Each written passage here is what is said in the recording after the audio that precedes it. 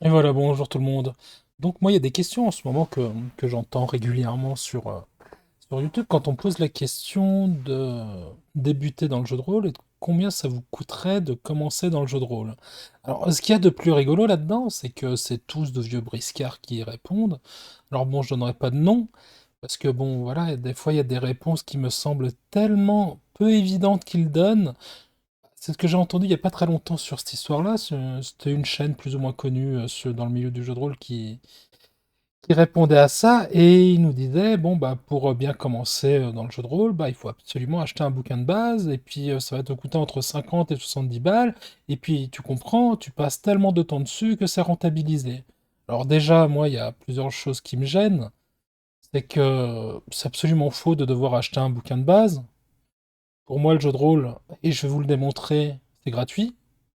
C'est pas parce que j'ai des centaines de bouquins, oui, je parle de centaines de bouquins, que l'on est obligé d'être fétichiste du papier.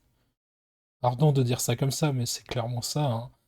Moi, quand j'ai commencé le jeu de rôle, j'avais ni les moyens, ni les bouquins. Alors comment j'ai fait? Bah, c'était pas compliqué, c'était des règles que je connaissais par cœur parce que j'avais pas mal joué avant, avec juste deux crayons, quelques dés, des feuilles, et on est parti. T'as vraiment pas besoin de plus en vrai. Pour ce qui est des règles que tu connais par cœur, ça fait très bien l'affaire, ou des règles tellement simples que finalement tu les connais, comme les règles de Cthulhu au final. Moi, Cthulhu, j'ai toujours été partisan que t'as besoin de rien acheter, t'as juste besoin d'être un bon improvisateur.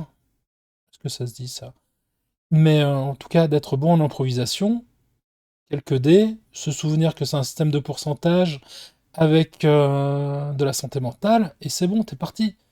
J'ai jamais eu besoin d'avoir mes bouquins de règles pour masteriser du Cthulhu. Tu vois, par exemple.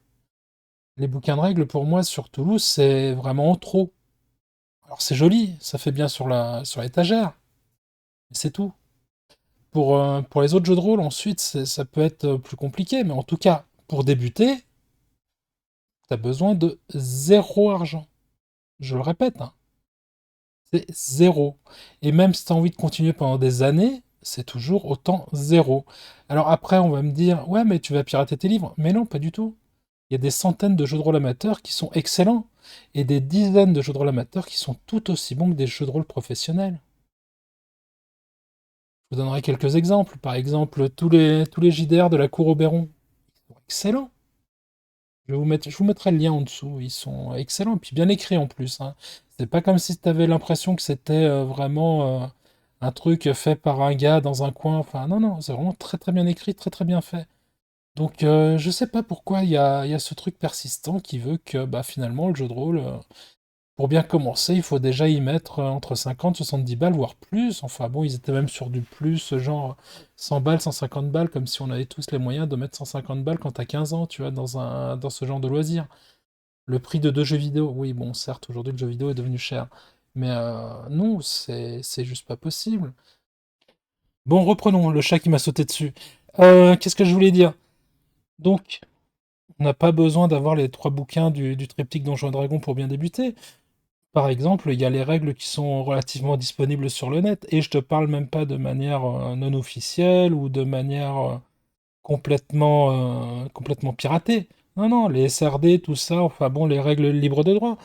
Non, c'est honnêtement le jeu de rôle, je vous le dis, hein, à moins d'avoir un fétichisme comme le mien, à savoir le papier, c'est trop bon. euh,